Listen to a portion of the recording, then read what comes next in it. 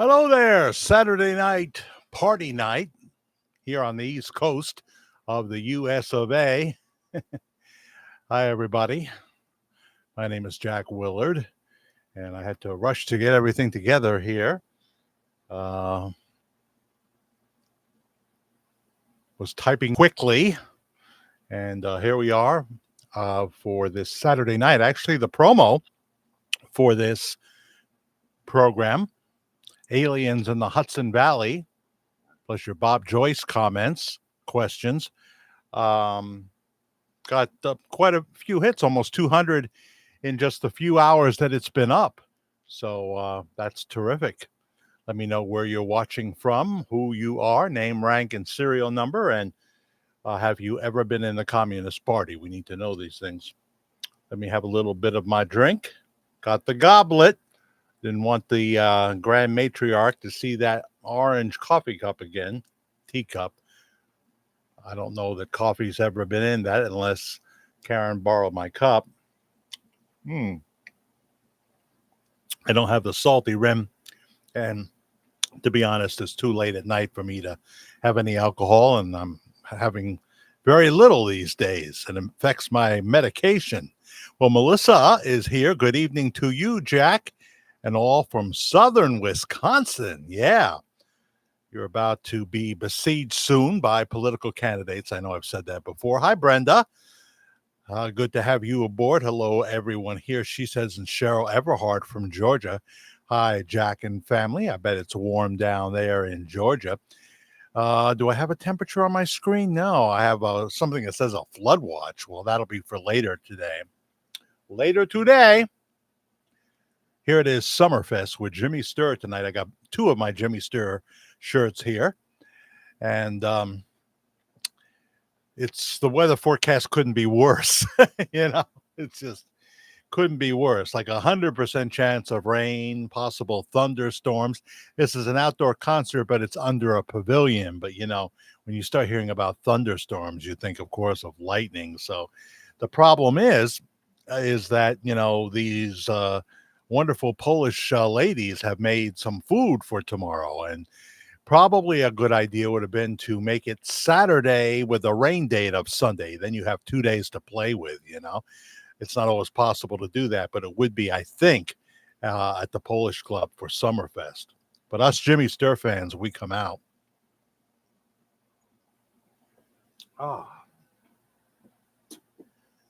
Very, very good. Hello, Alice Warner from South Carolina. I love it, South Carolina. May I ask what you are drinking tonight? I'm going to have some sangria myself. Well, Karen loves sangria. We often, I shouldn't say we often, maybe once a year, we go to the Clearview Winery between Florida, New York, where Jimmy lives, and Warwick, New York, where even richer people live.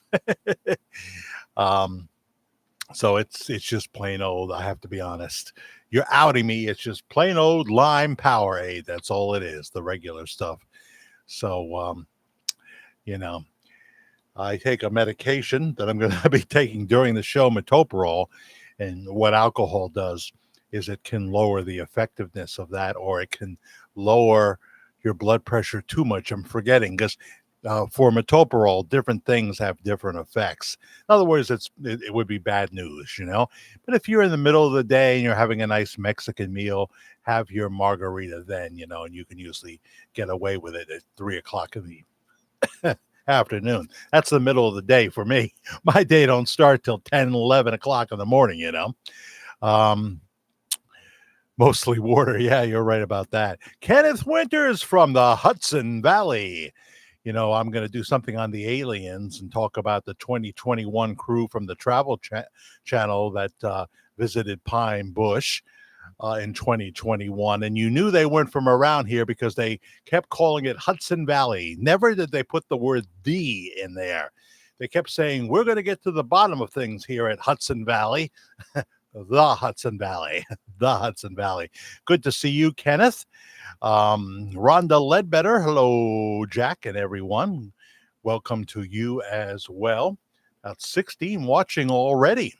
16. I'll do the alien thing in just a few minutes and to talk about Bob Joyce. Just waiting for more people to come on. Hey, Jack, it's good. 64 degrees in Canada.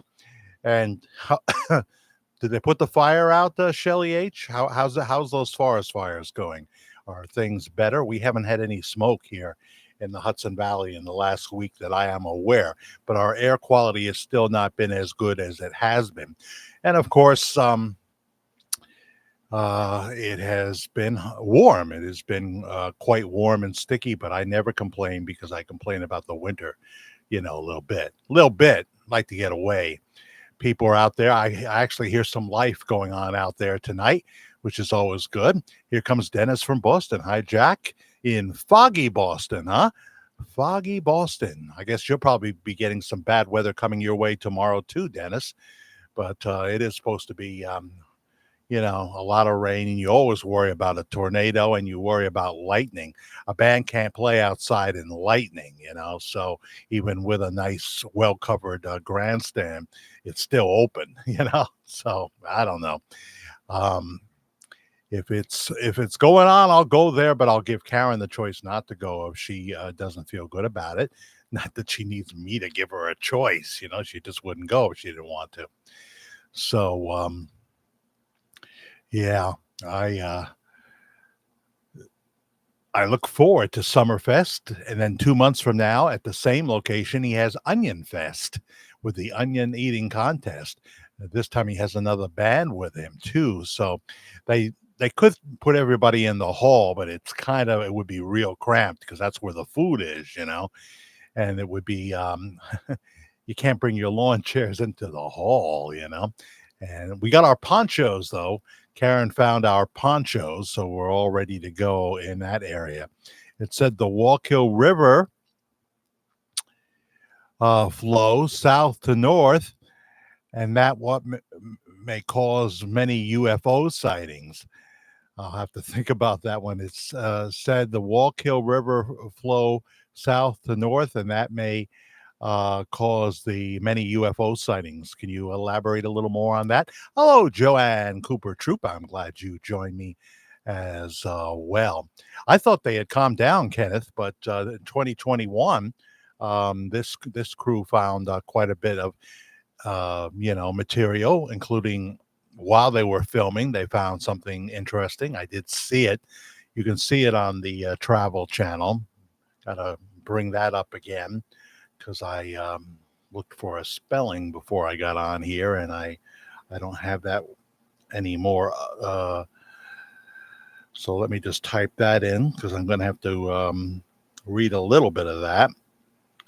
I made other notes.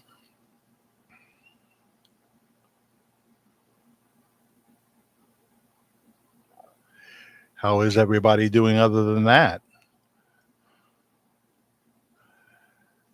We did a pop on to pop off for, I guess we called it Worldwide Ramblings on Thursday night. Got some attention. That's up here as well. And enjoyed that very much. Got other things to tell you about the new name of a show that I'm going to do. Trying to get a better name than Political Witchcraft, Worldwide Ramblings will always be part of our toolbox as well. Let's see if that brings up what I'm looking for. It was kind of, here it is. It was kind of chaotic here in the last minutes. I came up here a little later than I should have. And one of the few rivers that flow in that direction, Pine Bush, has the Paranormal Museum. Kenneth, I was in Pine Bush last night, passed by the Paranormal Museum. We went to the Friday night concerts that they have with Midnight Slim and Lori Ann at the gazebo. They have several outdoor, of course, they're outdoor gazebos. And we went to the one that's a little further down from the museum, not next to it. And should have taken a picture of Karen with the alien that's sitting on the bench in front of the Paranormal and UFO Museum in Pine Bush, New York. Pine Bush is I guess it's more than the East Coast headquarters for UFO sightings.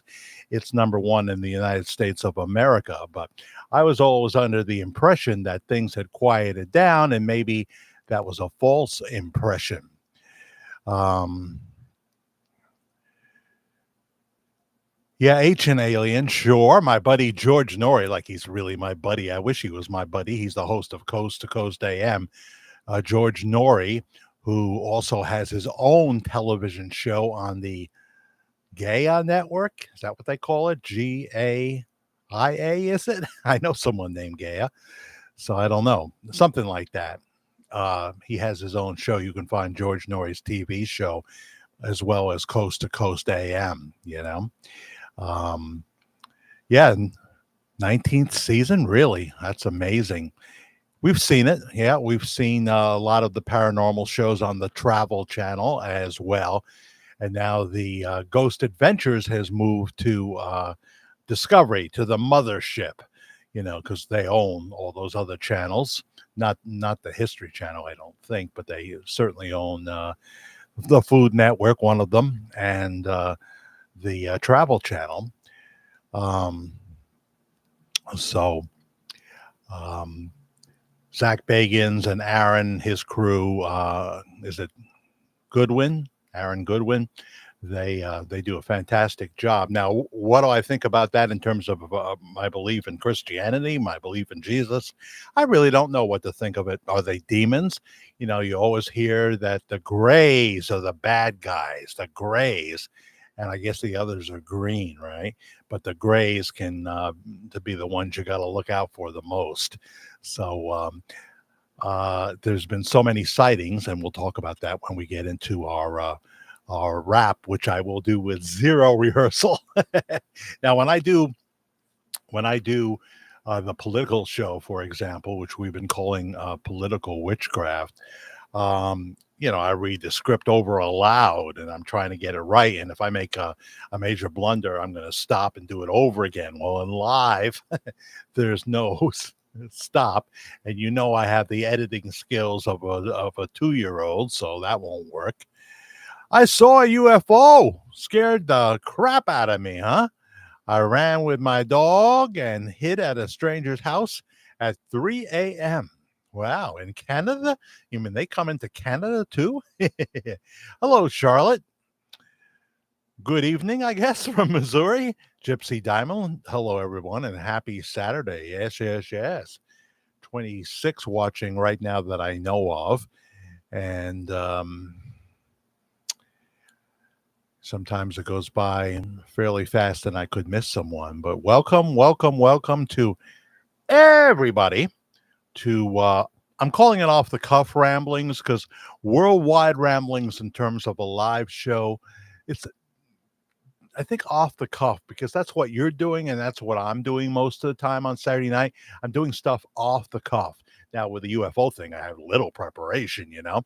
But most of the time we're just you know, we're flying by the seat of our pants.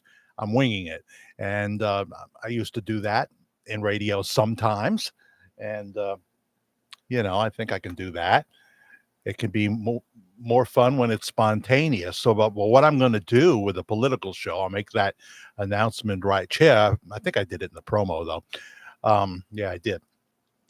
Is I wanted to come up with a better name. Tucker Carlson made his debut interview since leaving Fox with Russell Brand, who has become an internet star because he wants to do that now rather than do movies. You know, he's putting all his effort into his show, but he never really had a name for it. You know, and the name of the show is always very important if you can come up with a great name. So all of a sudden, he's now on Rumble, and I know Shelley B, the grand matriarch, watches Rumble. Watch Russell Brand and watch that interview with Tucker Carlson. They put the first 12 minutes of it on YouTube, and then they said, no, you got to press the link now. You got to press the link if you want to see us on Rumble. You know, we're ending the YouTube feed, but you'll still see him. You know, he'll still do stuff on YouTube. So we'll watch that, and all of a sudden, Russell had a real title to his show, and it's called Stay Free with Russell Brand. And I thought, man, that's good. That's good. I thought of a couple of titles, and then I would go search to see if anyone was using it. One was something about chaos in the title, and I looked, and Tony Evans, the pastor Tony Evans, had a book by that title. But then I came up with um, Identifying Evil. Identifying Evil is instead of calling the program where we talk a lot about the issues of the day, not just politics though, and a little bit of Christianity in there, but it's not a religious show, and it's not a politics show. It's all encompassing, things that are important of the day. And so identifying evil, because there's often evil to be found, and you want to know about it, because the name of the first show will be Identifying Evil. Um, know who your enemies are. Know who your enemies are. And the first point I make, because I've written the script, is almost finished it, is that, if you want to see who the greatest enemy is in your life, you can probably find him or her simply by going and staring into a mirror. So what I'm doing is I'm not doing it on paper anymore. I'm doing it on Notepad, so I'll be able to minimize the feed screen. I won't be able to see myself when I'm reading, but it should continue. You should be able to see me. If I mess up, these will be pre-recorded shows, so we'll just do it again. But it's like a teleprompter. It's like a teleprompter. Big letters. Don't have to worry about that. And I'm looking at what I've written so far for show number 1. I'm saying, well, that's pretty good. Maybe the Lord's in this. Maybe the Lord's in this. And the first Identifying Evil, which I hope you will like, and click the like button if you do. Is which I'll be doing this coming week, is kind of an introduction to what the show's all about, so that's what we will be doing. Well, some people are into the UFO thing, so that's good. And again, from a spiritual standpoint, I can't really take a stand on it, because I'd be just spouting some kind of theory based on nothing. Did I ever see a UFO? I think so. This is when I was with the first Karen, who was a newscaster on the station from the big castle down the road. This is the first Karen. I begin with a Karen, I end with a Karen. And so she had wrecked her car. And, with the first Karen, there was never any doubt. She was the only honest person I've ever heard. I'd say, Karen, was that accident your fault? Yeah, it was. She wasn't a great driver. So now she's driving my car, because she's a newscaster and she's got to go to meetings and stuff like that. And I got a midnight show to do at the castle, and she's not back. Strange, right? Not back at 11:15 at night or whatever. But so I'm gonna, it's like a 20-minute walk to the radio station, but it's at after 11 o'clock. And as I'm going up the big hill towards the Wall Radio Castle, I look up and I see this object. This is way before drones, and it's much bigger than a drone, just gliding across the Middletown skyline. Nothing that I had ever seen before, but not one of the typical things you would see. Could it have been a weather station? I don't know. I talked about it when I got on the air. And other people said they had seen it. Of course, my audience at midnight were mostly stuck loading shelves or something like that, or in their house. Yeah, I heard about that movie, The Sound of Freedom, too. I think somebody talked about that last week. So, with no rehearsal at all, to be honest with you, which I'm not happy about, but I am going to be working harder in this studio than I've ever worked, But of course, I got my procedure coming up a week from Monday, and I can't use this. I can't use these headphones anymore. I can't have a wire that comes down around here. I'm going to have to go Bluetooth. I can't have a wire on my cell phone. Like you see people do. I've got to have Bluetooth headphones. So that's the story. Because it could interfere with the defibrillator that they're going to implant in my chest on the 17th. But it hasn't happened yet, which means I don't have that protection. But, very low risk. But, if I do keel over, you'll know. Take my kid to a ball game once in a while. Will you take my son to a ball game if that happens? I mean, he's 35, but what the heck? Hello, Susan.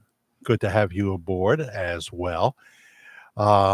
It's sad the castle has been empty for a long time. Yeah, they've been working on it. They think they put a new roof on, Kenneth. And now it's sitting there again, so I don't know what the plan is for it. Back in the day, they had big bands and kind of famous people because it was a state armory. It was a state armory, but the National Guard would hold these huge concerts in the gymnasium. And I'm told from the 94-year-old man that I sometimes take care of that it was quite something to see. But I can't get a time machine. I don't see any on eBay or on Amazon either. I don't see it. Yeah. So,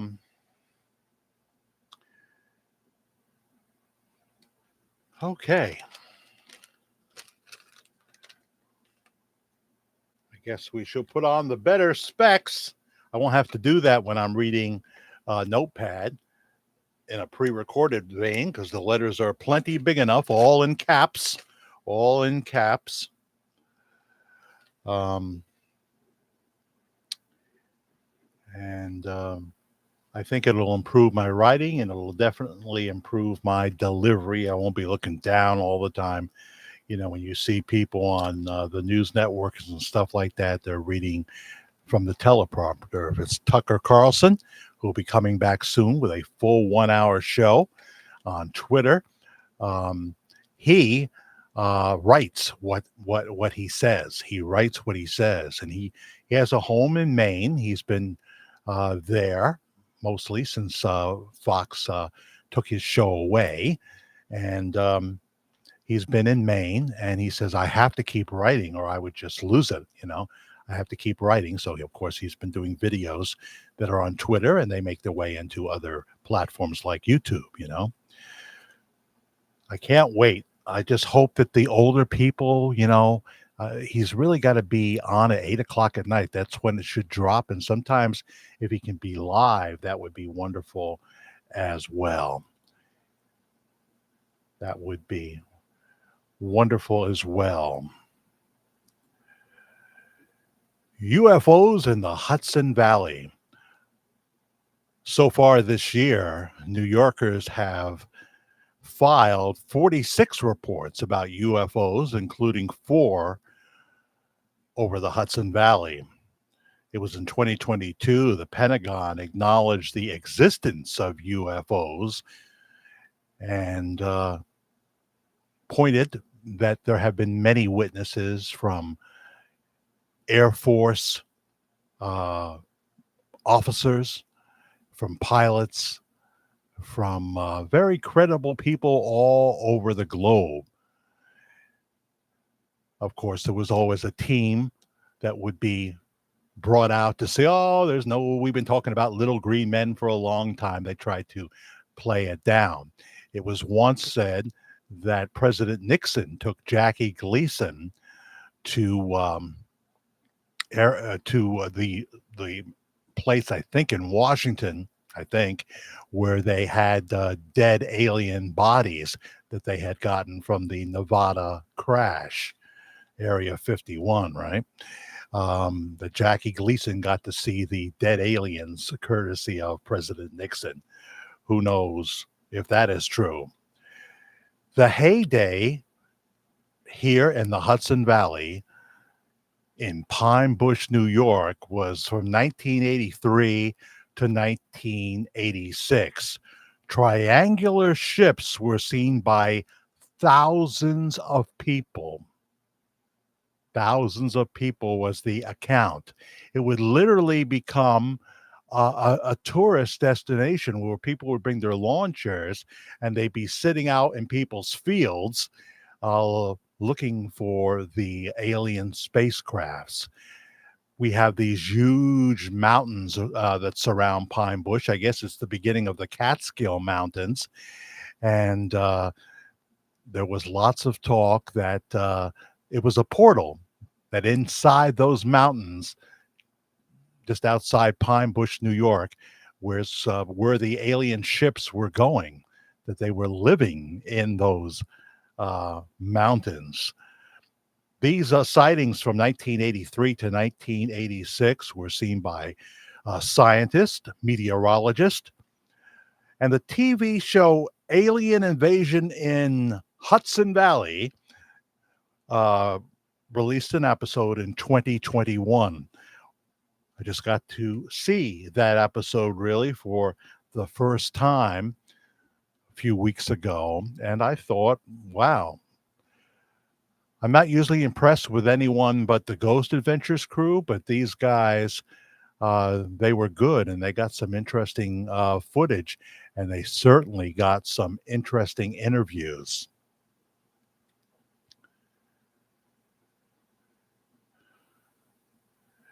While Area 51 has the notoriety, the Hudson Valley region just north of New York City remains the undisputed UFO capital of the world, reporting nearly 3,000 extraterrestrial encounters over the last decade. The team leading this new investigation into the region includes Ben Hansen, former federal agent and expert in terrestrial/paranormal affairs. Melissa Tittle, an investigative journalist breaking news on paranormal science and conspiracies, was also part of the investigation. And Mark D'Antonio, Hudson Valley native and chief photo researcher for MUFON, the top civilian UFO investigative organization in the world. Throughout the 2-hour special, the team takes an innovative approach to investigating extraterrestrials by utilizing paranormal equipment and techniques to deliver stunning results. There are some stunning results in Invasion of the Hudson Valley. The unique investigation method leads to messages from beyond, chilling first-person accounts, and overwhelming video evidence, all indications that may prove we are not alone. Why are aliens descending on the Hudson Valley, and what do they want from the residents?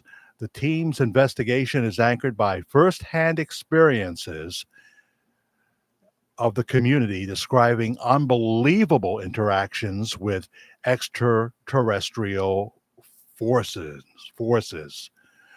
The team speak with a skeptical community leader who finally shares his untold story of a potential UFO landing, a local haunted homeowner who believes her house has been visited by otherworldly beings for generations, and another Hudson Valley resident who records alien encounters that mutated his friend and put his family in danger.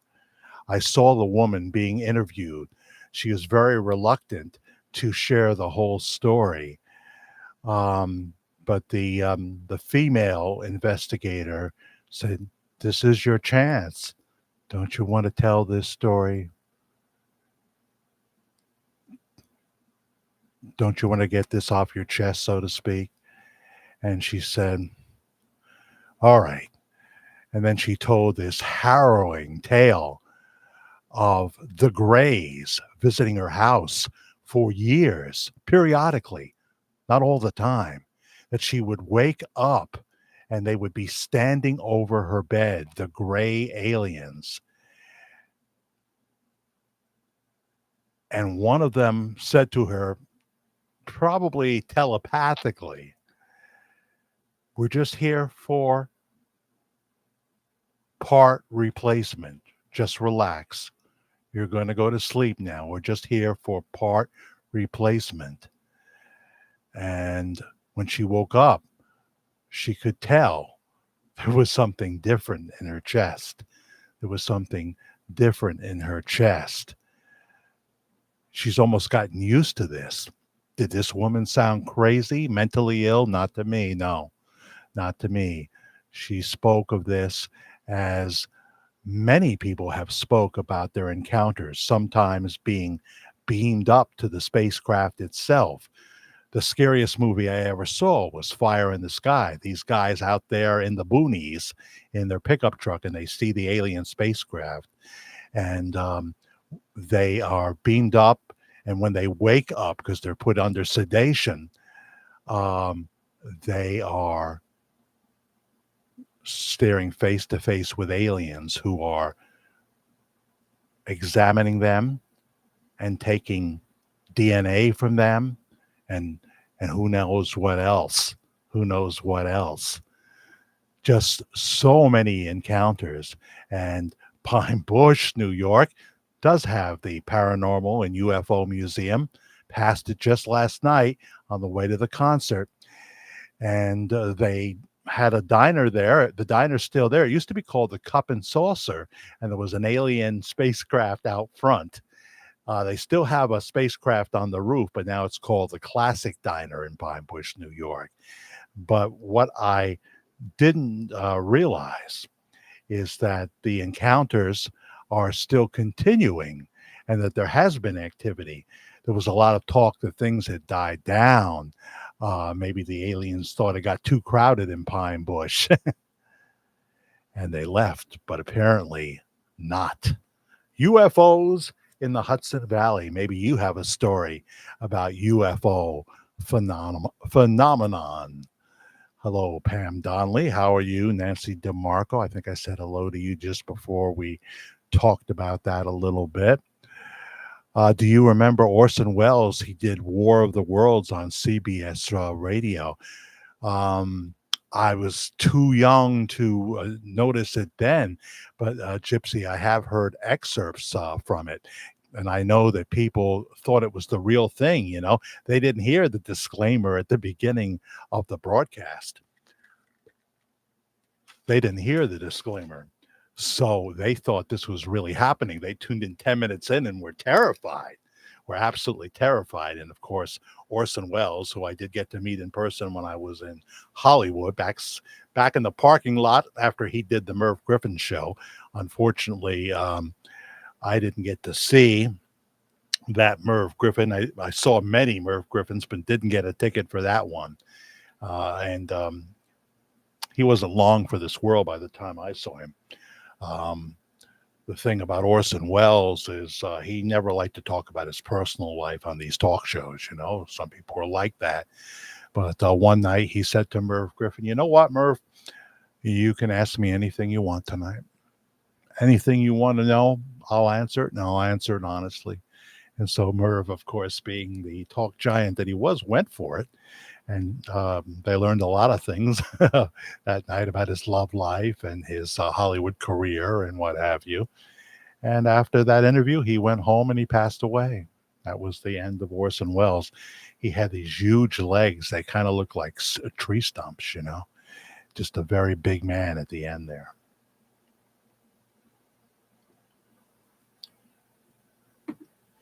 So quite a few celebrities back there at the Merv Griffin show, and quite a few by actually getting a standby ticket and getting in. I must have seen, I don't know, 15 Merv Griffin shows, and it was always fun.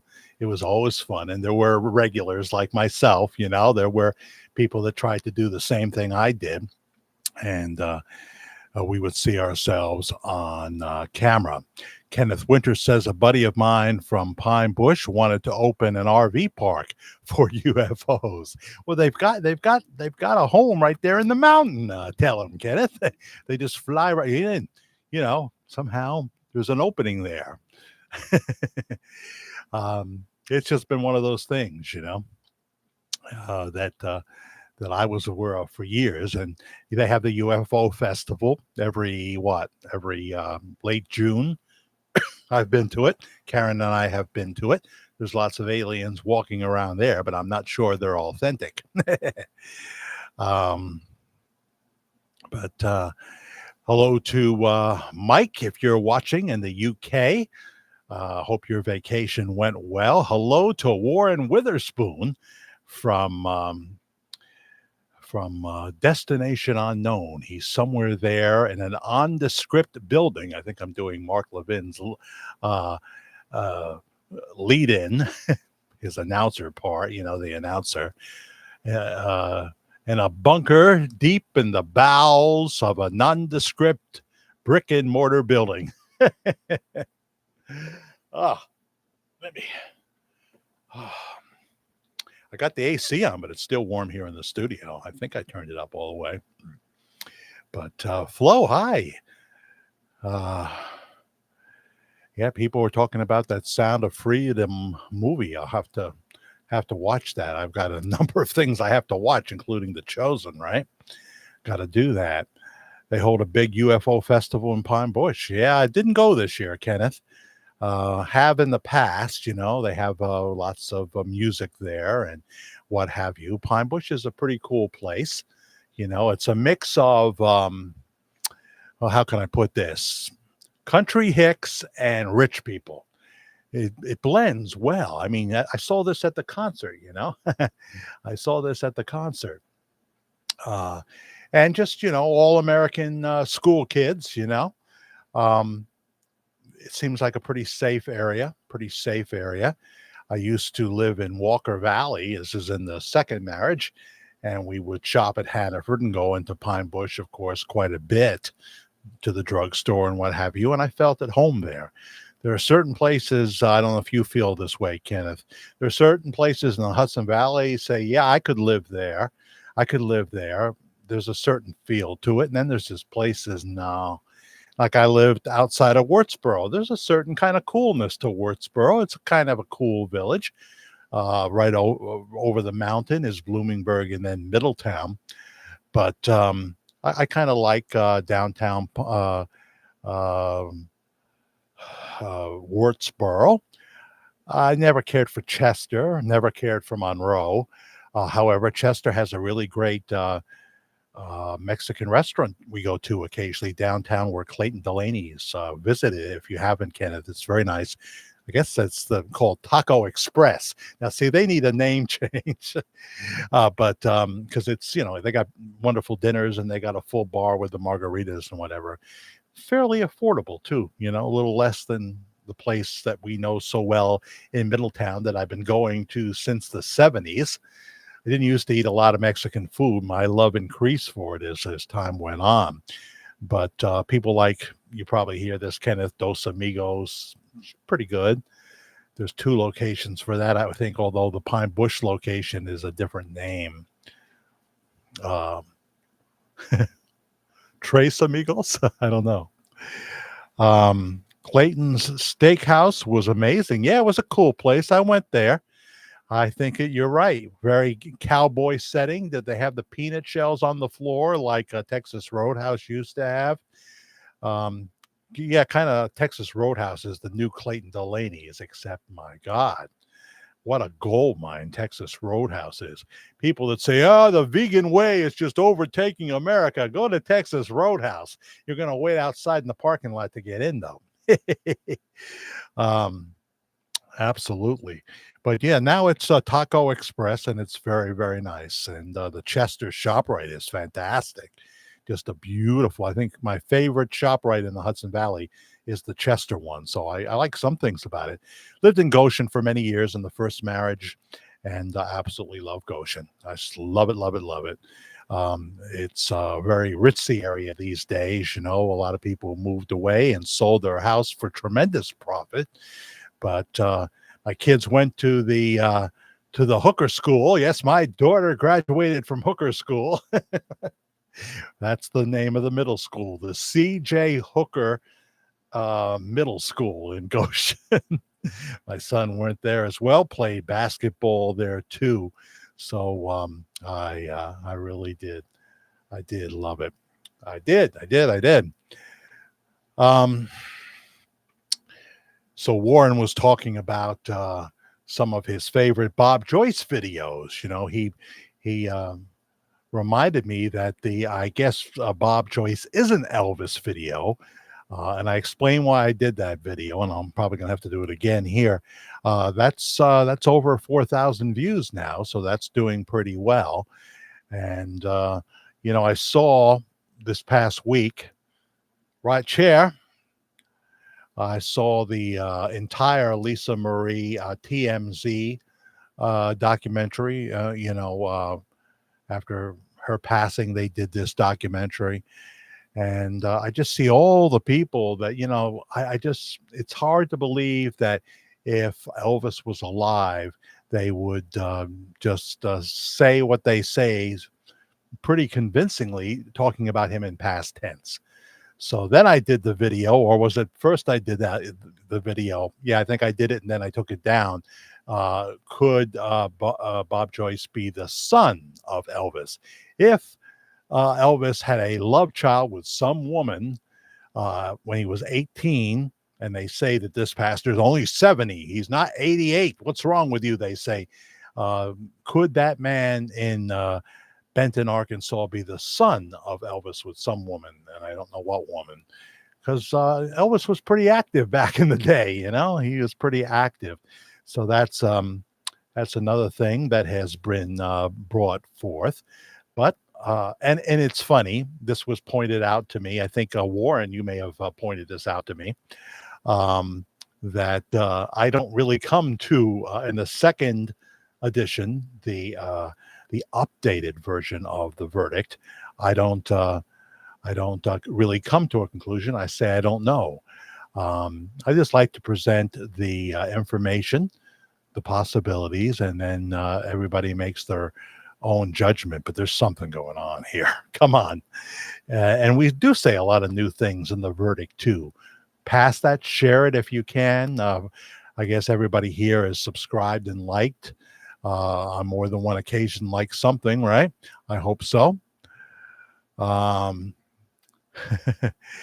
Rhonda's reacting to Kenneth talk about an RV park. Well, you gotta capitalize on these things, Now, what occasionally we'll watch the Dead Files, which is even closer to being a bridge too far for me, because the Bible's pretty clear. Don't let mediums, palm readers, spiritists be named amongst you. And Amy Allen seems to be a very gifted medium. She has now, after 19 seasons, no, it wasn't that many, 11 seasons, 12 seasons.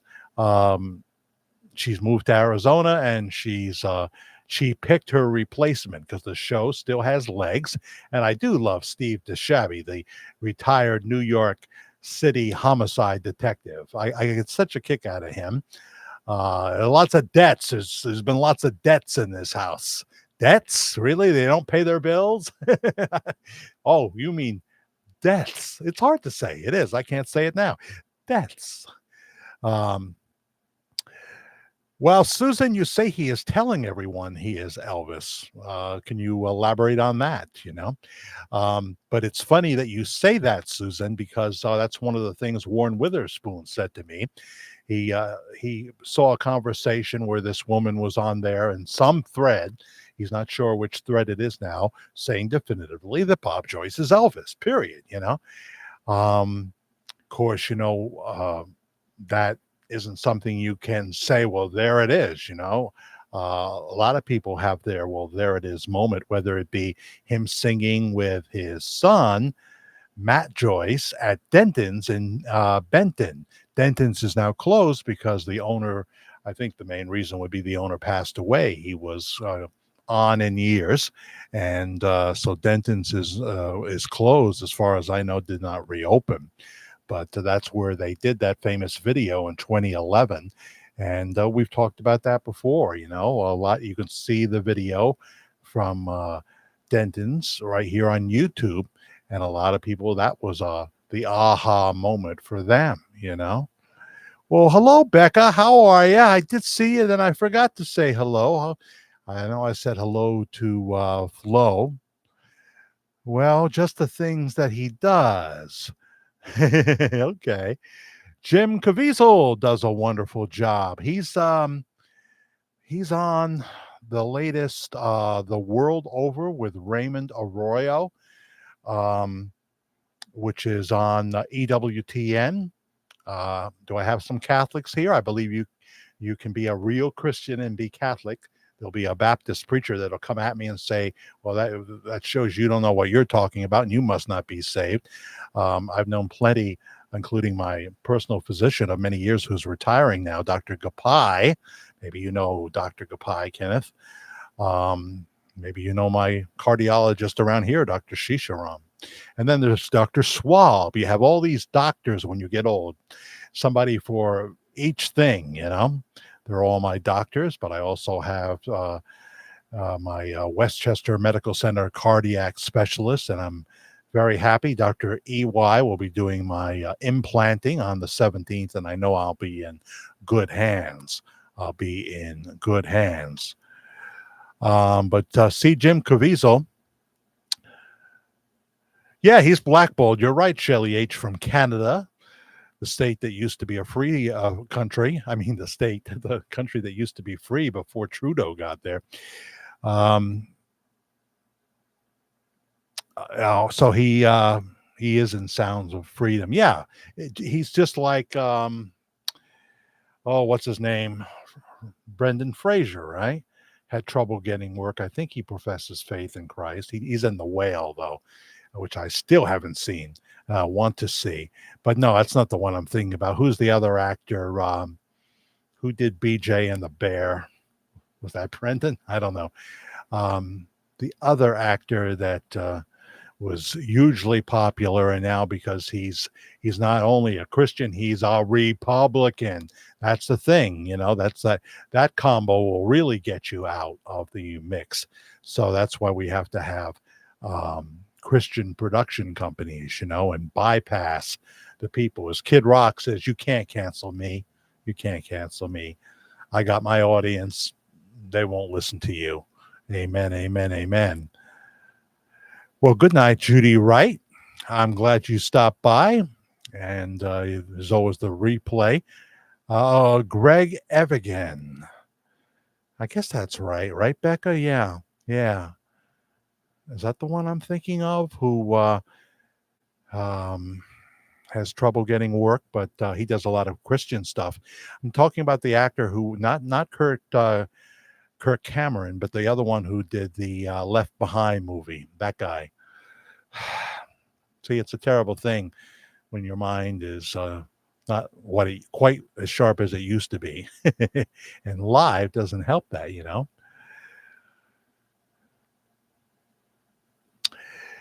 Susan says, can you imagine if he came out and said he was Elvis, he'd have to get a bigger church? No, he'd have to leave. He'd absolutely have to leave. First of all, I know he doesn't want to preach in a mega church, you know. He doesn't want to preach for thousands, because if he's Elvis, he's 88 years old, you know. And he doesn't want to go back to Graceland because, you know, that's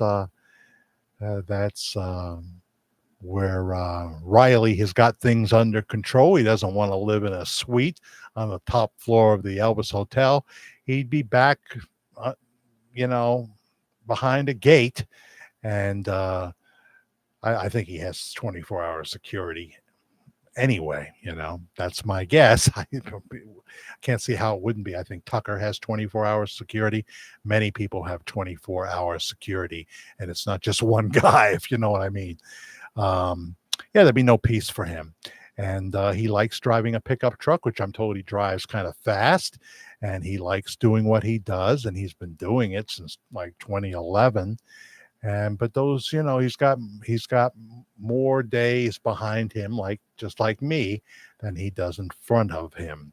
By the way, you see my picture of, it's actually a picture of the it's the car I drive, but it comes from the owner's manual, the promotional manual. You know, they always put the orange one on the cover. 2 or 3 years in a row of Fitz, and they had the orange one on the cover. And the first time I saw the orange one, I said, that's the car for me. I love my orange Fit. I do. I have a name for it. His name is Roan, named after the mentor for Anthony Robbins, Jim Rohn. So yeah, check out the Jim Caviezel interview. You can see it right here on YouTube. Just go to The World Over with Raymond Arroyo, and you'll see the Jim Caviezel interview. EWTN, the Eternal Word Television Network, is not liked by somebody very important, and that would be the Pope himself.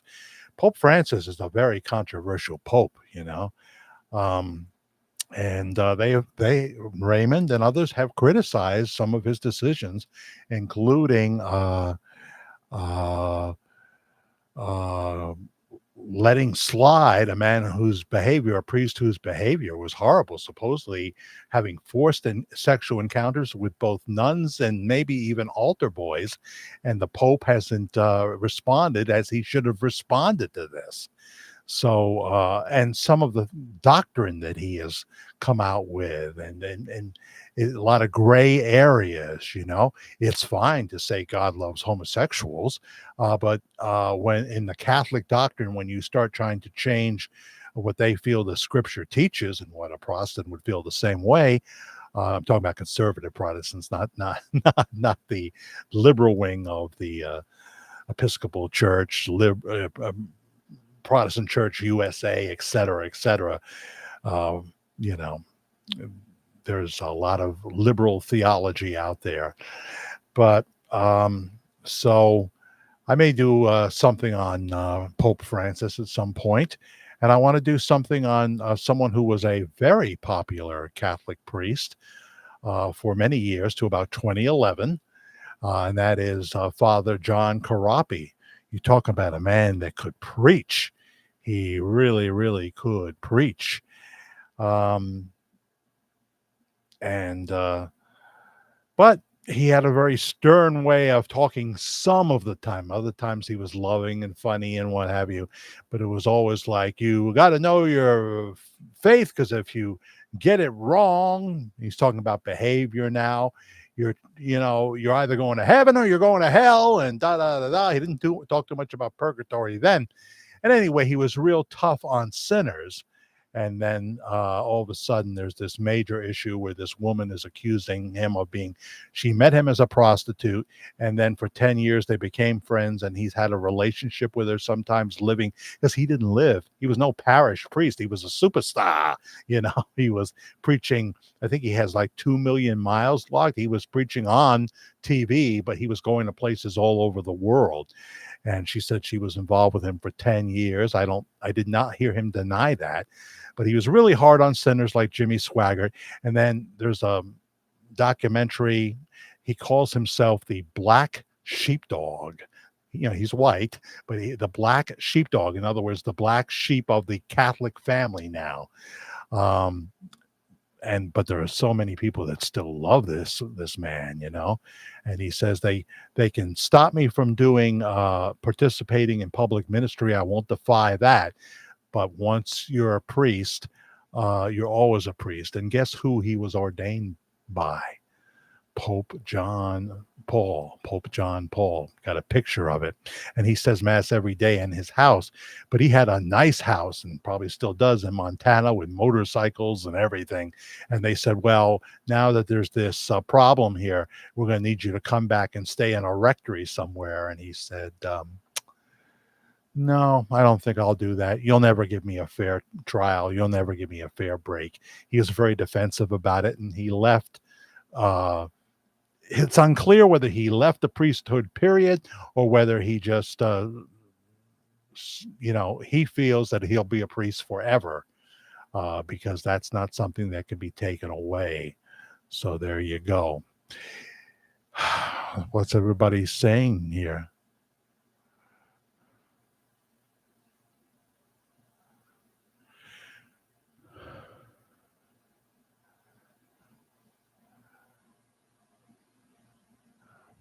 Bigger church or expand his podcast?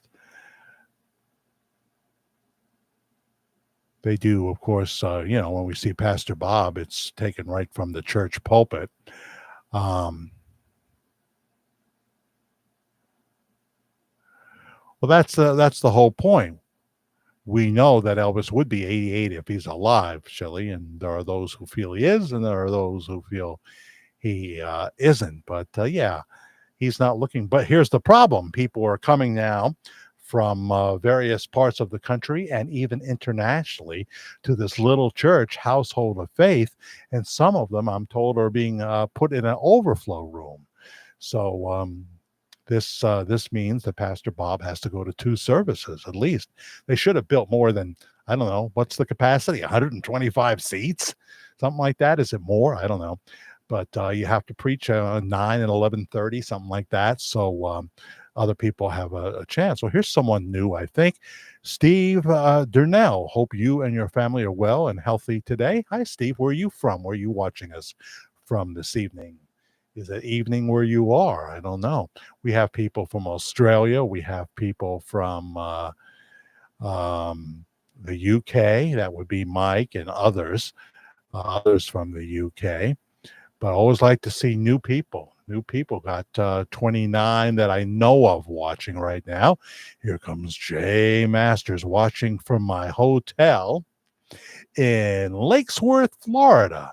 So that's Lakesworth. Well, what's that near, Jay? You don't usually answer my questions, but just in case you do, um, what's near Lakesworth? I know there's Lakeland, Florida. That's where that famous pastor lived who passed away, whose name I'll think of one of these days. South Florida, west of Delray. I have not been in that area. Have not been that. But Jay is often calling us from the road, but usually on Saturday nights, he's chilling like a villain. He's chilling like a villain. And Moringo, says Pam Donnelly.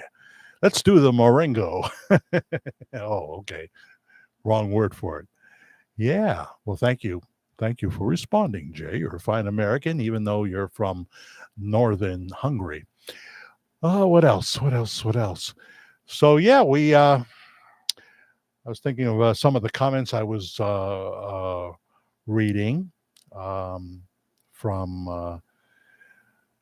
not too many different kinds of comments in our latest chapter of The Verdict.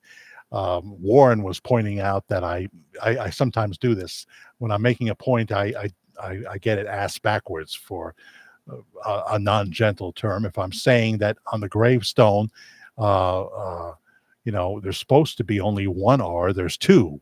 There's two.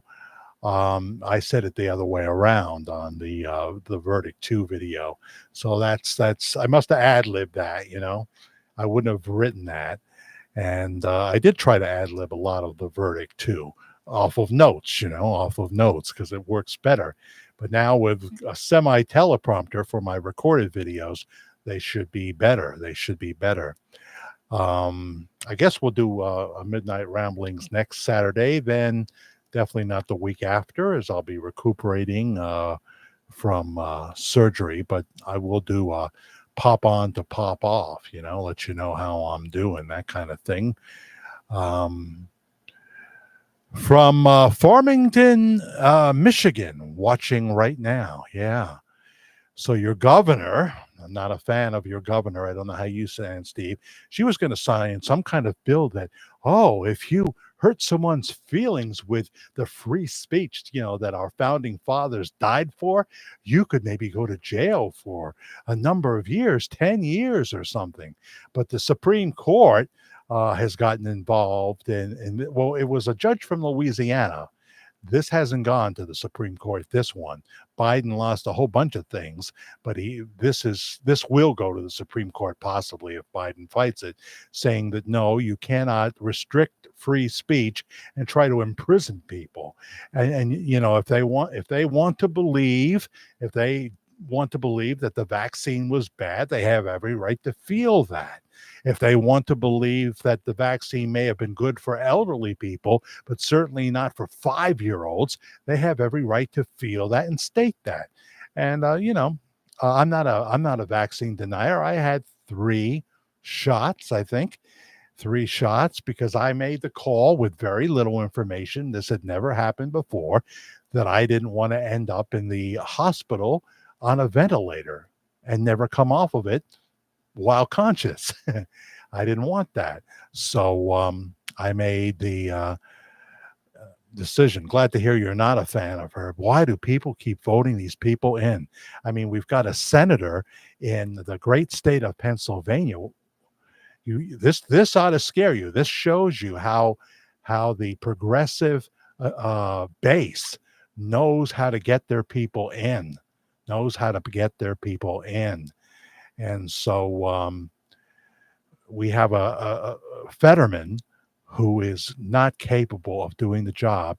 They had Dr. Oz, who seems like a really nice man. People said, well, he was for this and that and was unproven and what have you.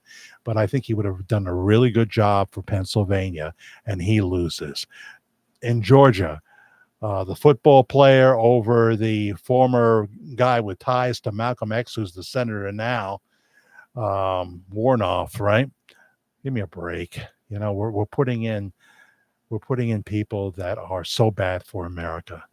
So bad for America. I got one covert shot first, and no more. Yeah, well, I got I did the 3. Someone there has been some talk that there is a link between cardiomyopathy and the COVID vaccines, either the Pfizer or the Moderna. I don't know that to be true because everything points, and my doctor said this in Westchester, that it's hereditary. My father died of a heart attack at age 67. I don't know the details of his condition. I never found that out from my mom before she passed away. But I do know that I am now 67 years old, and that's why I'm, following the advice and getting implanted with this device, even though I'm basically low risk. I do have some scarring, and there is some thickening around the wall of the heart, but it's all moderate. And so to have a handy-dandy device that could shock my heart if need be, and then act as a pacemaker to level my rhythm off, I mean, well, that sounds like something I want to have, That sounds like something I want to have. But I can't sleep on my left side anymore, and that's my favorite side to sleep on. I won't be able to do that. Off topic. You're going to talk about necrophilia again, Becca? I'm just joking with you. Alice Cooper, Cold Ethel. Pat Robertson, who just passed away. I didn't make note of that. I wasn't a big fan of his, to be honest. But he did build a legacy there with the 700 Club. Sometimes good, sometimes bad, in my opinion. When Alice was in his peak, Pat Robertson is on the air reading verbatim the lyrics to Cold Ethel. And one of the lines in that song is, "Let others mourn your passing.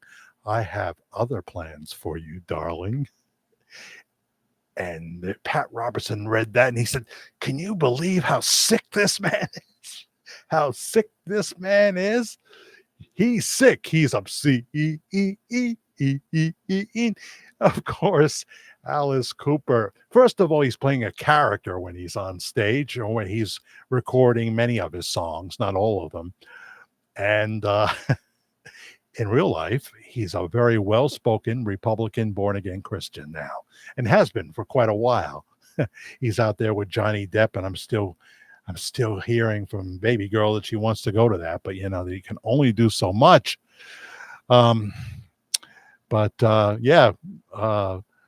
He was not serious when he did songs like that.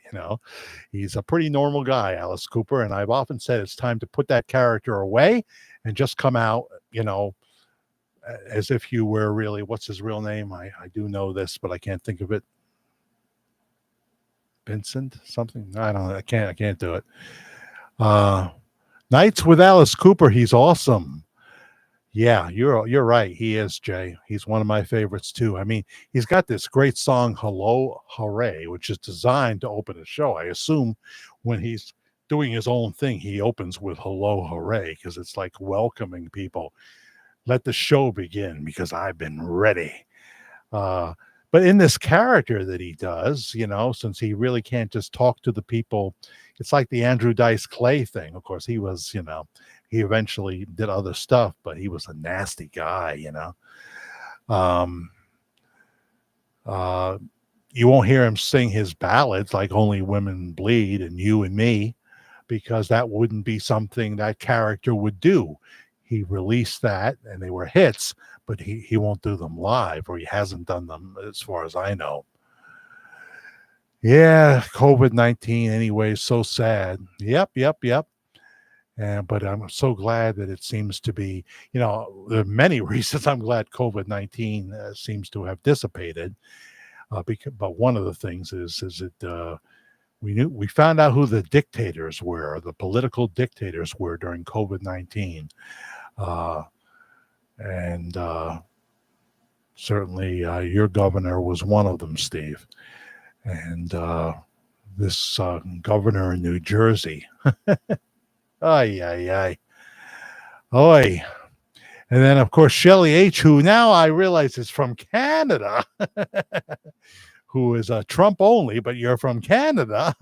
Trump 2024. Well, we'll see.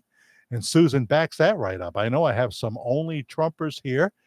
And when I say, I would be very comfortable with Ron DeSantis, you want to shoot me. But I want whoever has the best chance of winning, and right now I guess that would be Trump, right? He's way ahead, but you know how hard they are trying to make it so he won't be able to run. So we'll see what happens. Cooper in the 70s would pass a cup around the audience to have people spit in it. Really? Well, that's unique. I would think that would be a sexy woman spitting in the cup and then passing it around or something. I'm talking off the top of my head here. I don't know if the Grand Matriarch is here. She wouldn't like that comment at all. Flo saying it's freezing. Is that happening to anybody? We had this problem on the thing we did Thursday night. We did it in 2 parts.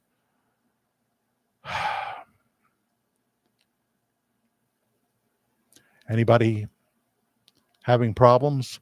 I notice when the chat stops at the same time, that's not a good sign. Jack, you know the old saying, you can't keep a good man down. Yeah, I know, Brenda. Yeah, so you guys can still hear and see me, right? Sandra Warren jumps in to the Trump bandwagon as well. I could easily vote for Donald Trump. I have no problem. He said he was going to do things. I think he says he can end the war in like 45 minutes between the Ukraine and Russia. He always goes for the boast. But yeah, he had a good relationship. And this is so important because now we have to worry about Iran too. And don't take your eyes off North Korea. And don't take your eyes off Saudi Arabia. We're surrounded by villains. Hi, Janet. How are you? Been a while. Hey, Jack. Good to have you aboard. That brings us up to 35 people watching live. Sometimes it's you that's freezing. But in terms of the problems I was having Thursday night, I have a hard line coming in here. It's not Wi-Fi.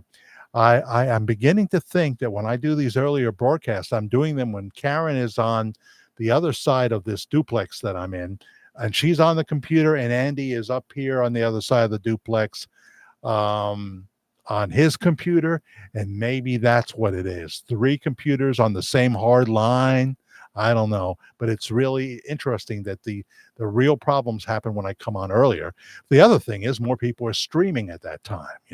More people are streaming. So Brenda says things are good.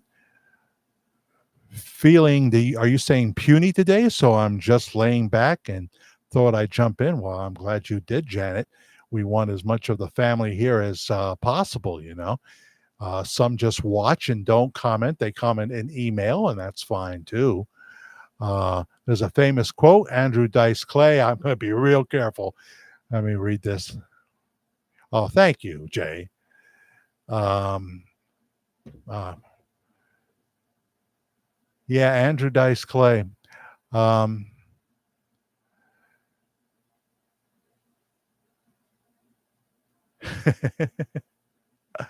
Yeah, I think of his opening line at Madison Square Garden.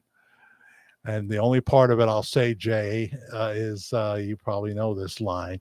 he comes out, and he's looking like the Fonz or whatever, and he comes to the microphone. Madison Square Garden is filled.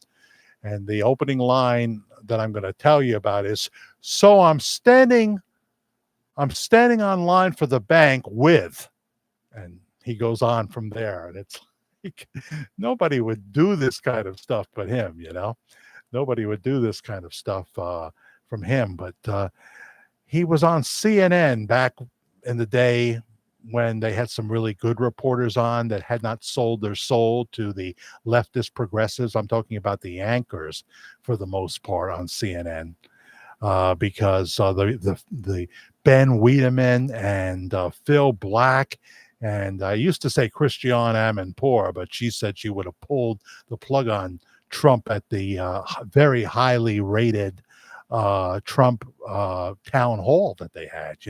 Oh, once he said this, I would have said, well, that's it, we're done. Well, I don't want you playing God. We don't want, then don't host, Christiane. I love you, respect you. You're a wonderful reporter. So glad that I think you've overcome the cancer, and that's wonderful. You're a class act, and I loved your show.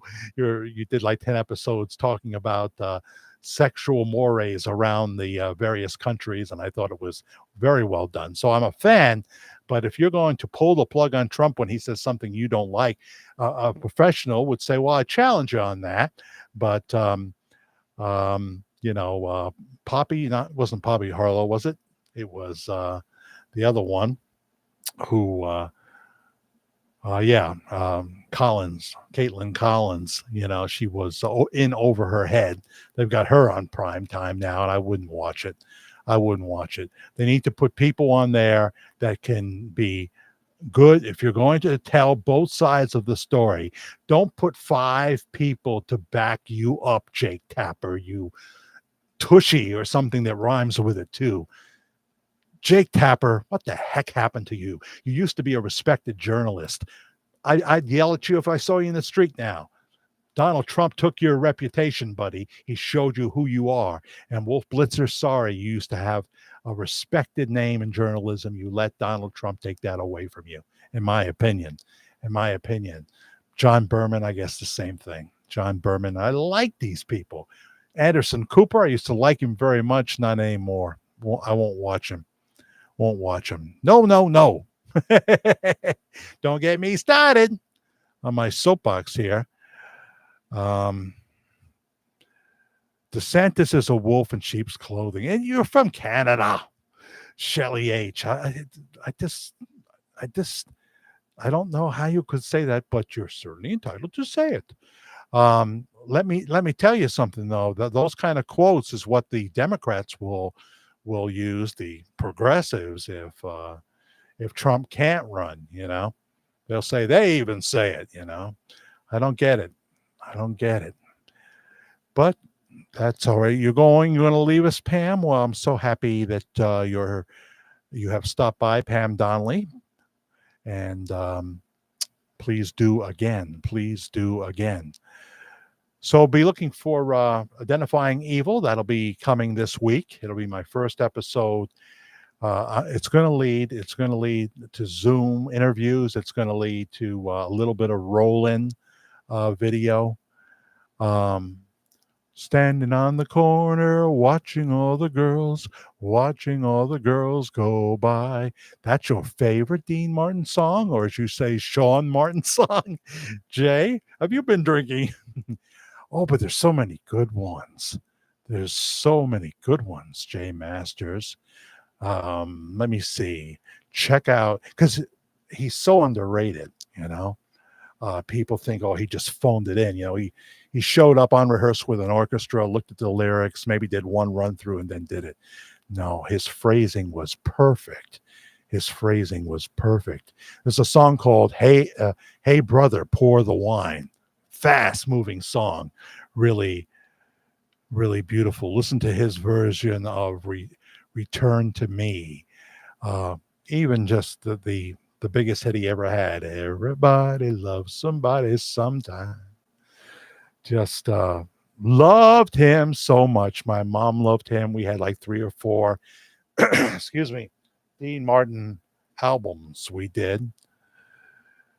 Uh, Anderson Cooper, he's on the ridiculous that he has. He's on it. Lost all his credibility, you know, wants to shut everybody down. Had the brilliant Senator Tim Scott from South Carolina, and he patiently waits why 4 or 5 of them, they're talking about the Trump town hall, you know, he patiently waits till they finally throw it to him. He doesn't get 4 words out. And Anderson Cooper is stopping him. And he says, are you going to let me talk? Did I come here? Was I invited here not to be able to talk? Well, if you're going to spout lies, screw you, Anderson. Screw you. Just, you know, there's a reason your ratings are in the toilet. If normally with ratings like you have now, you would be gone. But there was a time that you were respected. And I liked you, you know, I liked you, but you have sold your soul to the progressive woke idiots that are destroying this country. You've lost all that objectivity, all the stuff that they teach you in the first year of journalism. And now I better take my metoprolol to calm down.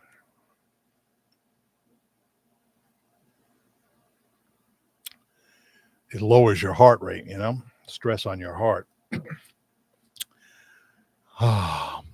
Thank you, Flo. I appreciate that you'll be praying for me for that procedure and that I make it to the procedure.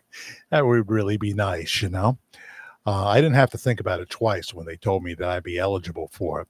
Yeah, that's amore. That's great.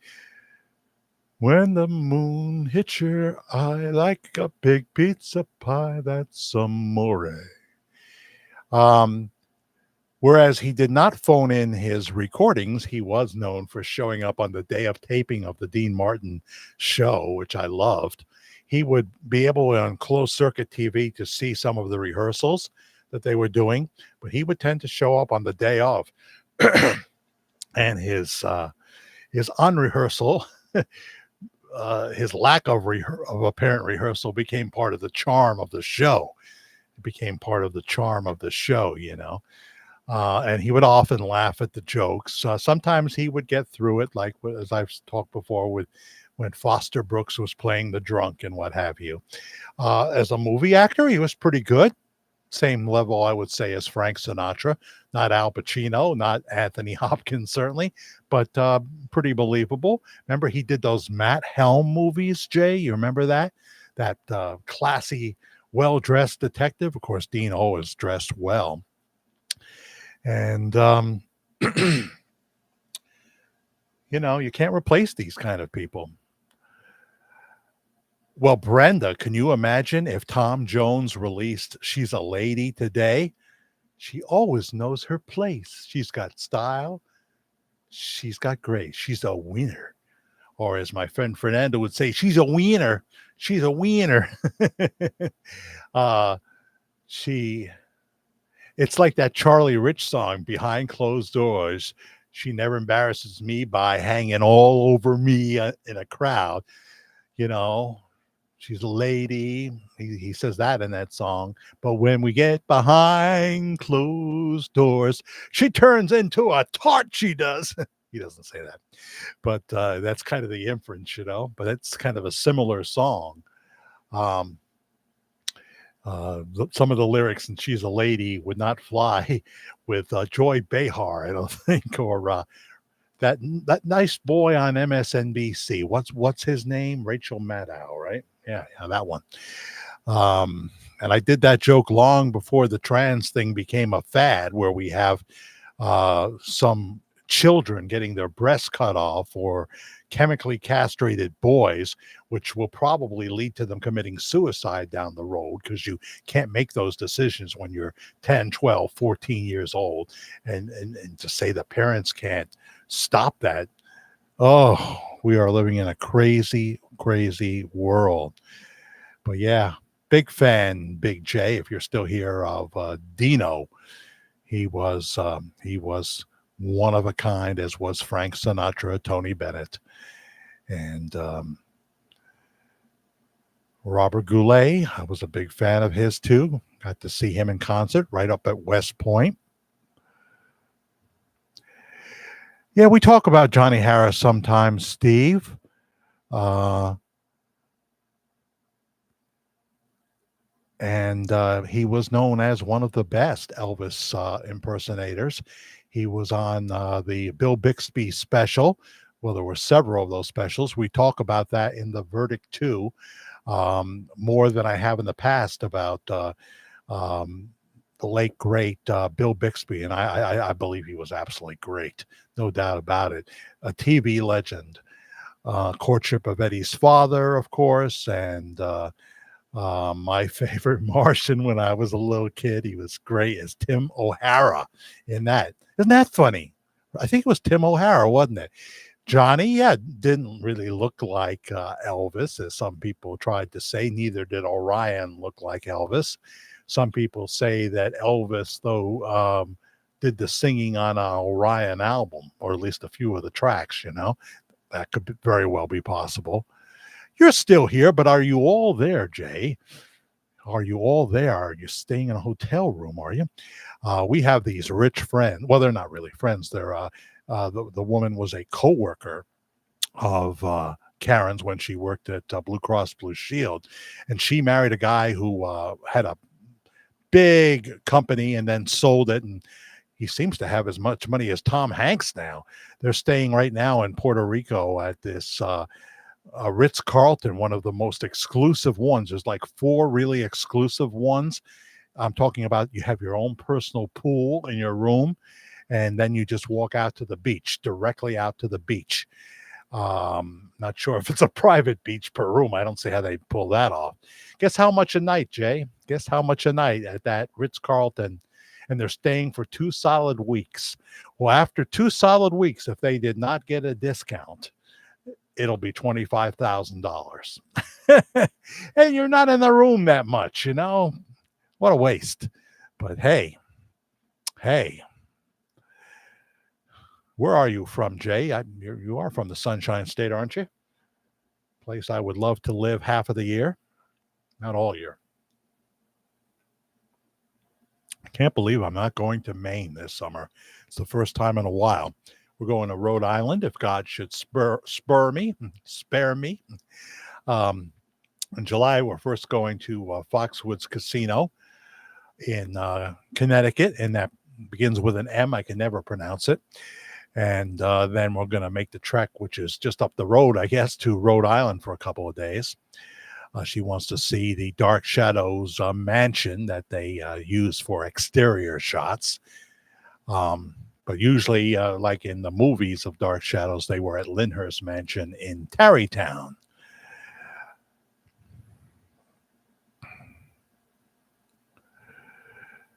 Rockford, Illinois.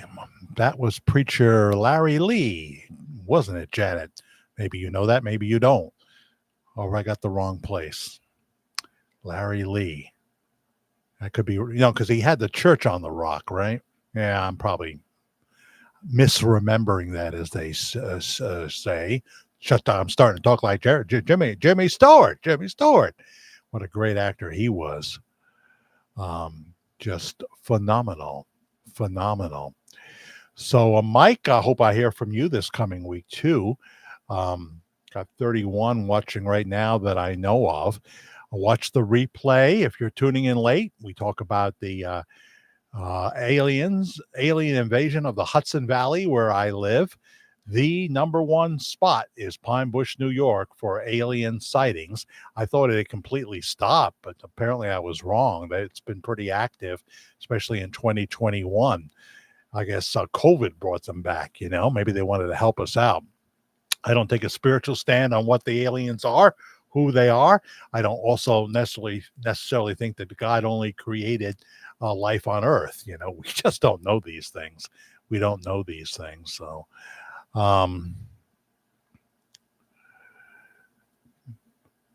Brenda is leaving us. Well, Brenda, I'm so happy that who's Claude? Well, it's a fictitious name because it's Claude Monet, which is the French painter. He's just a wonderful man. That's all I can tell you, who I hear from in emails, and very bright.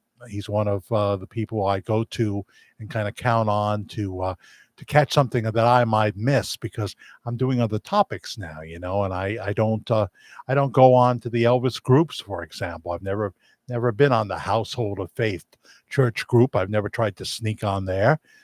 Um, Claude Monet is just the name he picked, I think it's a great name. um, but yeah, he's someone I hear from quite a lot. Did you ever see a Claude Monet painting? I never did, but then I'm not cultured. I've seen the Elvis on the Velvet. Elvis on the Velvet. Remember the black light Elvis pictures? I'm not a art expert, but when I see something beautiful, I love paintings of lighthouses, for example. In fact, yeah, I do. I love the lighthouse, our original logo, which you still hear. You'll see it when this goes to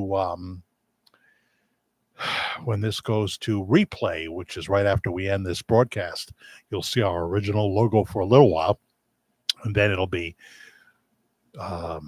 picture of my face, and then I'll probably change that to something else. Your comments have been very interesting tonight.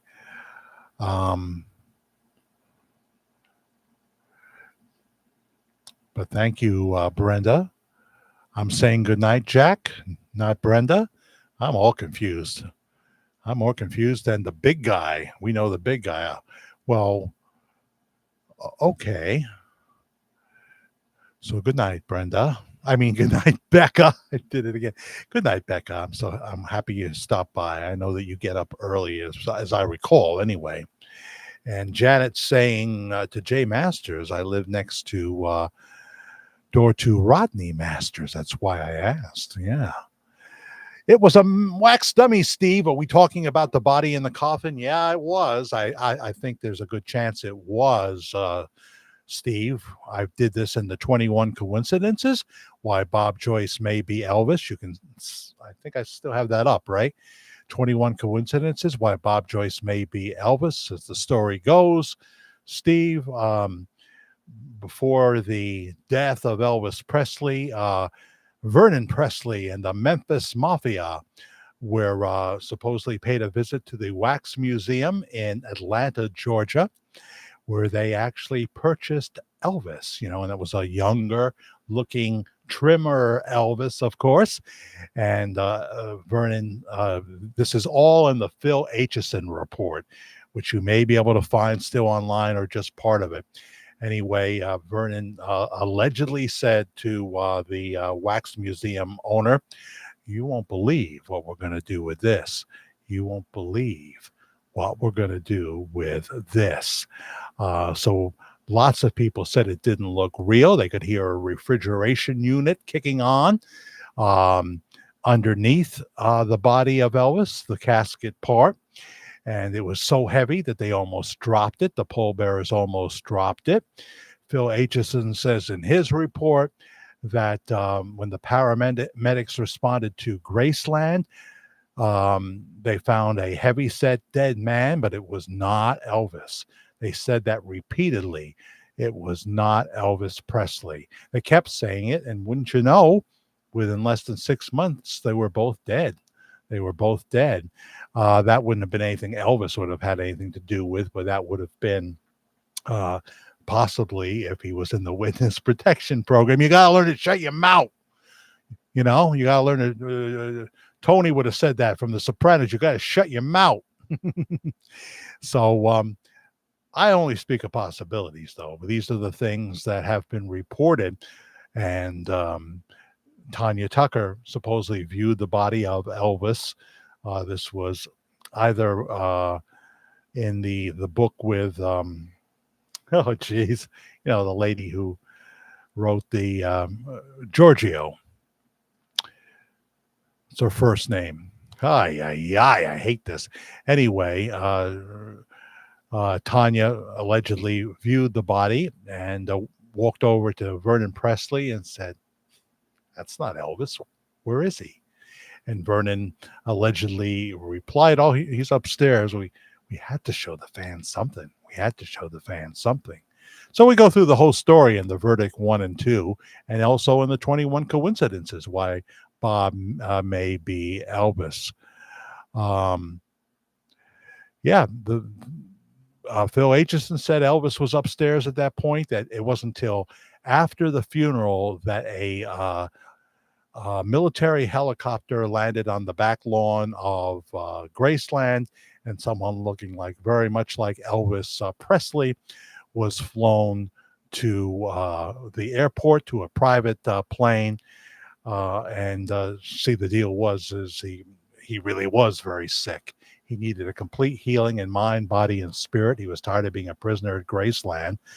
But he also, according to Phil and other sources, Gail Brewer, Giorgio, man, when I make a mistake like that, I'm starting to worry. um, he gave testimony that was sensitive. Being a Las Vegas entertainer, everybody wanted to meet Elvis, and some of the mafia would hang with him after hours. Elvis had nothing to do with the mafia other than they would. I don't think he drank with them because he didn't drink, right? But they did, and loose lips sink ships, and so Elvis heard some things he probably shouldn't have heard, So we talk about the witness protection program, etc., under the name John Burroughs, and that he went out of the country for at least 3 months to get well in a rehab situation, addicted to prescription pain drugs, uh, overweight, obviously, and just mentally fatigued and everything else. And when he came back to the United States in early 78, that's when the Elvis sightings began. That's when they began.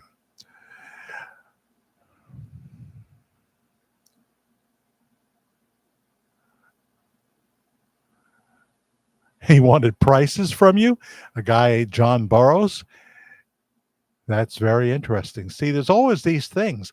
I mean, my hair guy who's in the state of Florida at his condo there, he's taking a break from Hudson Valley weather and going to some place where it's probably hotter. No, he says it's not where he is. But um, he got an email from Bob Joyce, Vito Yazzo. You can find him right here on YouTube. Please subscribe and like his channel and listen to him sing those Elvis songs and many other people's songs too. He sings the tracks, performance tracks. And he got an email from someone that was calling themselves Bob Joyce saying, I've listened to you do my early stuff and I really enjoy it. Bob Joyce was the person who wrote that email, according to what Vito saw.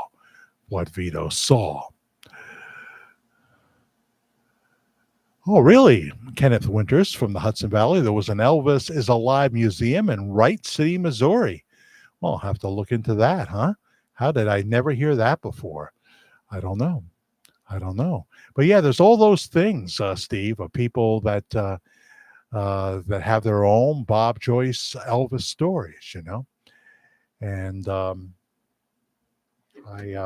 am always amazed that this is the story that keeps on going. The reason I did the update, you say, well, you did it because you wanted to make money off the hits, and believe me, as I have said before, it's modest at best, folks. It's not enough. I need to cover a certain amount of expenses and pay past debts, and it's not at that level. I don't get 500,000 views. I don't get 1,000,000 views or consistent. My biggest video is the verdict 1, and that's going towards, I guess, 77,000 views now, but that's rare. The 21 coincidences is over 44,000 maybe now. But those are my biggest videos. Definitely the reason I have over 3,000 subscribers. It's the golden calf, and I try to back away and do other things because that's what I want to do. But people still like to hear it, so do a little of it. Well, that's interesting, Kenneth. I'm going to have to check that out. Have to remember that. See what kind of material they came up with. I can't just steal it from them, though,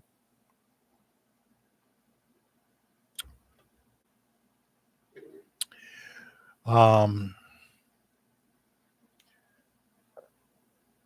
but we had a good time Friday night in the UFO capital of the world, Pine Bush, New York, seeing Fred Scribner and Lori Ann and my lifelong, not lifelong, but since McDonald's when I was 16 years old, Doug Abramson on bass guitar. Doug Abramson is also in the Hudson Valley group, the Chain Gang, and he plays with like 4 other bands. He's a retired IBMer, and it was so wonderful to be able to visit with Doug and Brad and Lorianne Savaglio, Midnight Slim and Lorianne. Sometimes they're out, mostly out as a duo. They play all over the Hudson Valley and neighboring states as well. They're always working every weekend. Also, it closed in 2015, Melissa. I don't want to say Melissa VD for some reason. It just doesn't sound like the right thing to do. But that's your handle. So I made note of it. Happy you're getting a teleprompter. You will do great. Yeah, that'll be for the pre-recorded videos of, I don't want to say teaching, sharing, talking about the issues of the day. And I've got some things to say. And I looked at the script for the first show and I thought, this is better. This is better. I'm more thoughtful when it's in big print in front of me. It's not really, it's just notepad. That's all it is. I'll minimize this screen that I'm looking at so I won't be able to see myself for a while. And that's probably a good thing. And then I'll just read and I can go back and forth, When it's time to ad lib, I'll ad lib, I'll go back to the main screen. But it'll be very it's all good, Jax, says Susan. Do you play Jax? Do you? I'm just looking at your comments. Yeah, be creative. They always say, Melissa, that everybody's got at least one book in them. One book in them. See, I quickly realized that there are like 3 topics I could conceivably write about. One of them would be radio broadcasting. Well, nobody cares about that anymore in 2023. The other would be a spiritual book, but I don't feel that my walk is ever worthy of me writing about that. I'm working on my walk, and I talk about this in identifying evil, because the first thing we do is we have to identify evil in ourselves, because there's no one good, not one. Someone can say, well, I have a good heart and all that, and that may very well be true. But if you're not doing it by the leading of the Holy Spirit, then it's like a work of the flesh. And even if you are, the only good that's produced in us is through Jesus Christ. It doesn't come from us. It doesn't come from us. So that's my story, and I'm sticking to it. Anybody from another country watching? We haven't had too much of that lately. Are you watching from another country? Please check in here and let me know. And by the way, my personal email is Jack the Fair Guy. That's FAIR. If you've got some material for me you don't want to air here, for example, you don't want to write here, Jack the FAIR Fair Guy at gmail.com. Jack the Fair Guy at gmail.com. I'd love to hear from you. Also, if you're watching the replay, because that's a bigger audience than this, sometimes we go over 1,000. It depends. The UFO thing seems to be good. And the Bob Joyce, putting him in the title, I just don't want to do that every time, though. I don't want to do that. I didn't do it last time, and we ended up, when I went to air, we got about 420 views total on last week's live broadcast, when I got my Hawaiian shirt and my lei on and everything. but I didn't put the words Bob Joyce in the title, because I don't want to do that. Oh, yeah, Agent M, where is he? Good night, Janet. I'm so happy you joined us. And please come back. You all come back now, you hear? Randy joins us under the name Tammy. Tammy, just got in, Jack. Hope all is well. I hope you weren't out carousing, Randy from North Carolina. Yeah, I bet it's hot down in North Carolina, right? Used to be, did a few gigs in North Carolina when it was hot. I remember that. And then we went to Raleigh. We went to Raleigh, not for the state fair, unfortunately, but they were having another kind of festival there. We did that. Well, hate to run, but I got to go to bed, y'all. I can't keep my eyes open. I've had that experience, but it never happens on air. It happens when Karen and I are watching something like Dark Shadows. I love Dark Shadows, but sometimes I just have to say, honey, just let me turn it off for 15 minutes. I just got to catch a few winks here and I'll enjoy it more, I hope you're not sick, but I got to go to church in the morning. I certainly understand that. Yeah, if you're sick, don't go, You can pray right where you are. He'll hear you. And we'll pray, Lord, for Janet. We just pray that you put your healing touch on Janet from the top of her head to the soles of her feet. The same for Joanne and her husband. I know they are going through a lot of issues.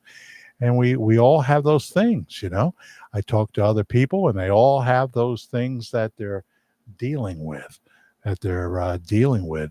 Blistering, buddy. Blistering. Yeah. I was there and same thing. Now, do you have those, what do you call them? Cicadas? Are they buzzing? They make that loud sound in South Carolina. We had some here too. We had some of that, but not this year.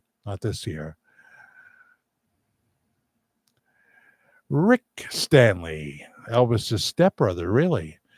This is Kenneth Winters responding. My friend asked Rick if Elvis is in heaven. He said Elvis is in a better place. Well, I don't know if Benton is a better place. But yeah, we have a video up here on the doo-wop king, Larry Chance, who's battling cancer. I don't know how you're doing, Larry. I don't know if you ever watch me live. He's never responded here. I'm always hoping that he would come in and say hello to the audience because we have over 600 hits, which has a link to Larry's Elvis song, which is Elvis, He's Alive. He doesn't mention who Elvis is. He's never contradicted me and said, well, I do believe Elvis is alive, but it ain't Bob Joyce. He hasn't said that. He keeps his mouth shut, and that's fine. Keeps his mouth shut. And just lift up Larry Chance. Please keep him in your prayers as he's battling throat cancer. He's beaten it before, and it was looking good. So just keep him in your prayers, okay? Good night, everyone. It's been fun. Good night, Melissa. Jack, have a wonderful week. Well, thank you. Yeah, I got my pre-op on Wednesday. Got to go down there for that.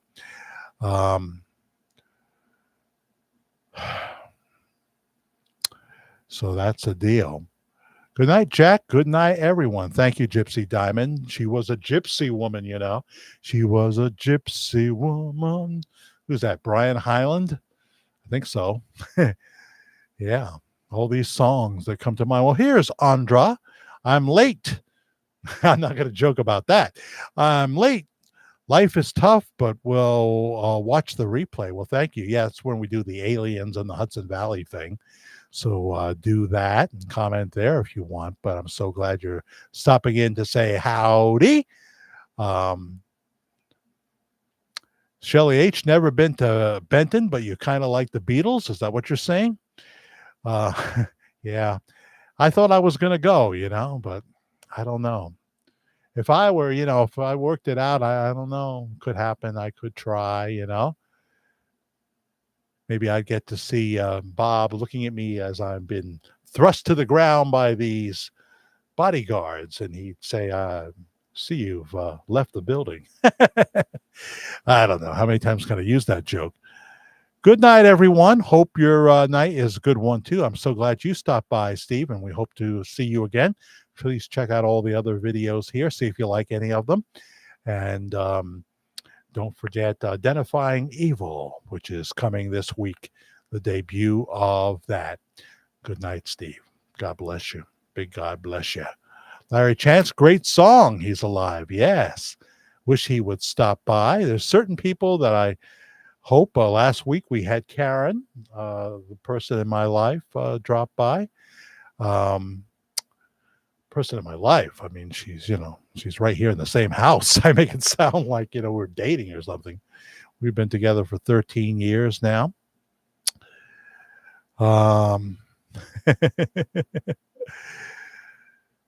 Ron Jesse the impersonator. Okay. And I'm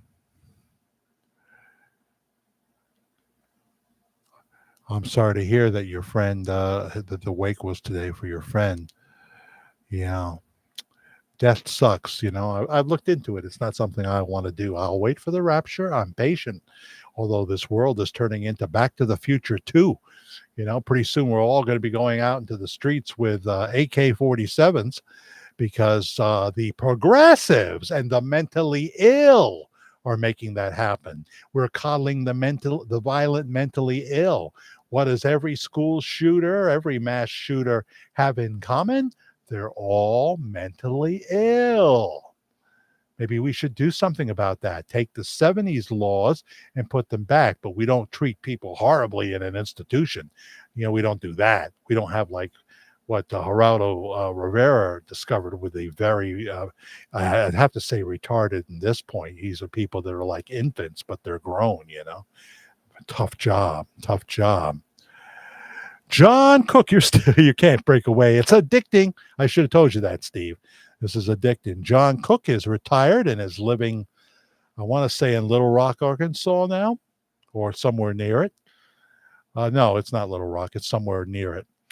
And, but he was the tech guy, and now it's Stacy.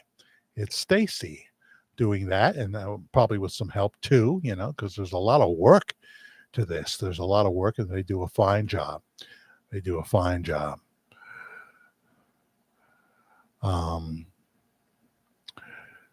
So we're getting to that time where I'm going to read the scripture. We always close with scripture.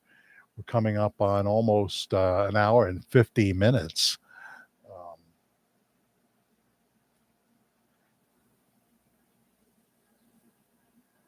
And I'm really trying to do something I haven't been able to do in the first 60 years of, well, I shouldn't say 60 years, but I feel like I've been making bad choices for 60 years with some good ones and some wins. But, you always want to have more wins and be more authentic in your faith and watch what comes out of your mouth and everything else. I always hope that the Lord will lead me to the right scripture.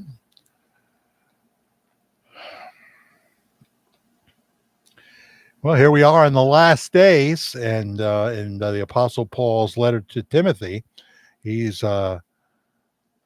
talking about the very times we live in. And I'd like to tell you it's going to get better, but it's not.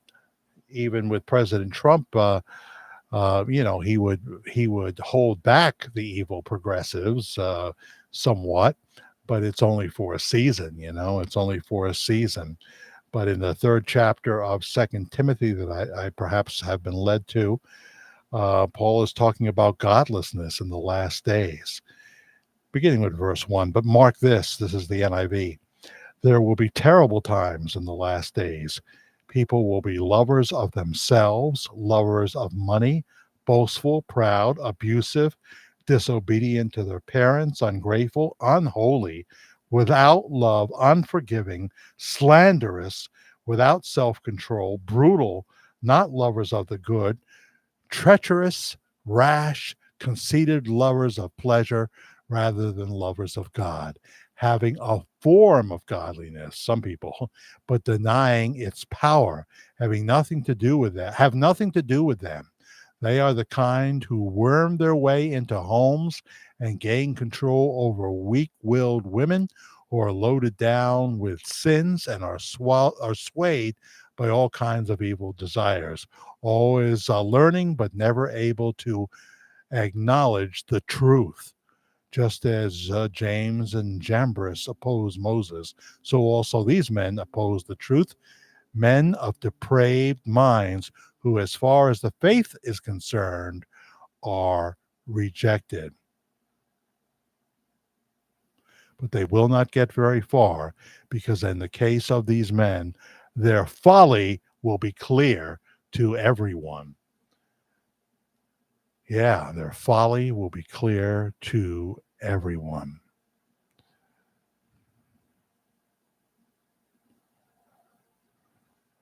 You're really doing the Elvis impersonator at 68. Well, God bless you, Steve. God bless you. I've seen some good ones. I've seen some good ones in my time. I'm 67, so I'll catch up pretty soon. With the grace of God, I will. But wow, when you think of it, Steve, that 70 years old is in our purview. We can see it now. I'm glad that, I have reached that. Oh, it's 70 degrees right here now and mostly clear. But it's going to get so rainy, 100% chance of rain, maybe thunderstorms. And this is the day of Summerfest. And I know that these Polish ladies over at the Polish Club in Pine Island, New York, have probably already made this food. So it'd be hard to cancel this event. It's under a covered pavilion. But I mean, when it's a blowing rain, you're not protected there because it blows right in on you. And the actual hall is kind of small. That's where you go to eat. That's where they have the food and the Polish food and incredible desserts. And it's just a downer. There'll be a thing just like it at the same place in September. They call it Onion Fest with Jimmy Sturr, 18-time Grammy winner, the Polka King, and he does a lot of other styles of music. He and his band, his orchestra, do. So we'll see. Yeah, I'm going to show up. If it's on, I'm going. Just have to do it. So that's the story there. So thank you, Steve, and thank you, Rhonda and Brenda and Jay Masters and Susan H. and Susan Duquette, Andra, and I don't think we heard from Joseph Kelly this time around. All those of you that have not checked in, but you've watched or you're watching the replay, please subscribe and like my replay audience if you did like it. And share on any platform you're able to and let me know that you did. I'm glad that Janet joined us earlier, as did Shelley H. from Canada. And Melissa was here as well. And Sandra Warren. Thank you, Sandra, for checking in. Brenda for checking in. Becca was here. Thank you, Becca. So glad you stopped by as well. Yeah. Almost at 5 minutes to 1 o'clock in the morning here. Thank you, Kenneth Winters. Always a pleasure. Hope to see you in ShopRite. I'm not going to become Fairacre Farms regular. No way. That's an occasional, that's an occasional store. Dawson Avenue ShopRite. Brother Bruno's is my home. And the laundry there too, actually. With Mr. Washy Washy, as I call him. That's what he calls his place. He's a wonderful man who also owns Dutch Girl Cleaners. That would be Eloy. Basically works 7 days a week, one form or another. He has to open up that laundry every day, closes it. But if he goes there and there are people still doing their laundry, he doesn't, he doesn't do the thing about a lot of laundry owners. Well, I got to close. Last wash, 8:15. Come in 8:20. Go on, get. No, he doesn't do that. So, he's a cool guy. And Dawson Avenue ShopRite is our home. We sometimes like to go to Chester because it's beautiful there. And some of the old staff are there from the Dawson Avenue ShopRite. And every once in a while, the one in town of Montgomery, right by Maybrook there, every once in a while. Jack, you and Karen have a great week. Bye-bye to you. Bye-bye to everyone. Bruno's has the pizza very close to New York Pizza. Oh, I love them so much. There's Mr. Rubino, the owner, and his son Italo, also the owner, and their daughter Antonella. Um, they all work there. And then there's Marlin on pizza, and the delivery guys, Billy and Tommy, and just other staff that work there. Marlin's brother, the tall guy, just very good pizza. Still go to Calandria sometimes. I think they did a good job taking over. Some of their food is pretty close to what Calandria's used to be. And so I do go there from time to time. I enjoy that. And if I'm feeling like I got to save money, I might hit Little Caesars. But then I try to go a long time and have no pizza because it's not good for me. But I love the pizza so much, so much. So I think Steve's found a home here. I think he's found a home with our family here. So that's cool. Always nice to see new people. Good night to you, Rhonda. Help me, Rhonda. Help me. Help me. Help me. So we'll do this again probably next Saturday night, but I can always do a pop on to pop off at any time. Sometimes I announce if we're going to do a special live, but other times it's just pop on to pop off. But I do notice when I do it earlier that we tend to have stream problems for whatever reason that is. I have my theories. Thank you, Shelly H. again, and all of you. Big God bless you. Good night, everybody.